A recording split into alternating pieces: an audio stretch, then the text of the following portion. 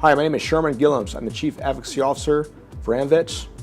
If you saw our first two videos on the Prevents Roadmap, we talked about recommendations and implementation. In the third portion, we're going to talk about evaluation.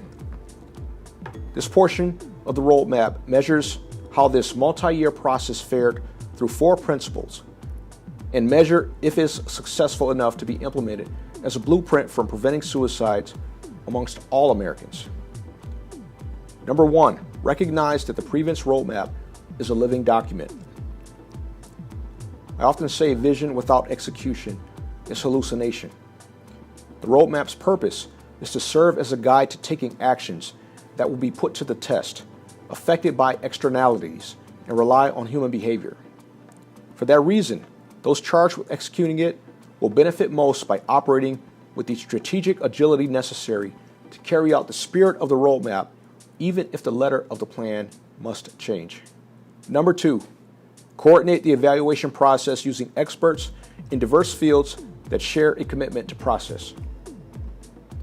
Measuring results has to be less about simply taking anecdotes and making them data points on a trend line, and more about telling a deeper story that reveals why people choose to die. Information alone does no good. That information must somehow flower into knowledge that drives change in the only metric that counts in the final analysis, the number of deaths by suicide. Methods, treatment protocols, and rules of engagement among experts only matter to the extent they collectively impact the bottom line. When the numbers don't move or worse, increase, we need to know why, not simply relish in the complexities of suicide. Number 3, use a model to integrate understanding of the individual, organizational, and societal impact of each strategy on its own and in combination. Human beings are complicated, and so are their needs. Thus, knowledge transfer laterally and vertically are critical to increasing our understanding of the reasons people choose the permanent solution to what are often temporary problems.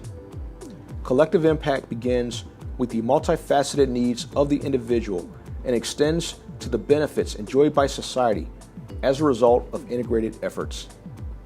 And finally, number 4, develop a system to collect, analyze, and report evaluation data quickly and efficiently.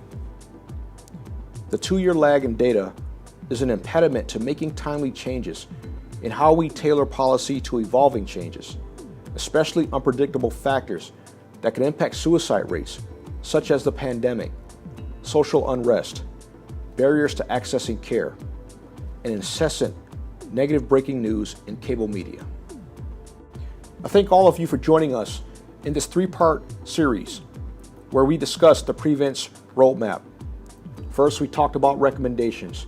We then covered implementation, and finally, evaluation. Now the real work begins. We hope that you'll join us in our mission to save lives and heal American veterans. We can't do it without you.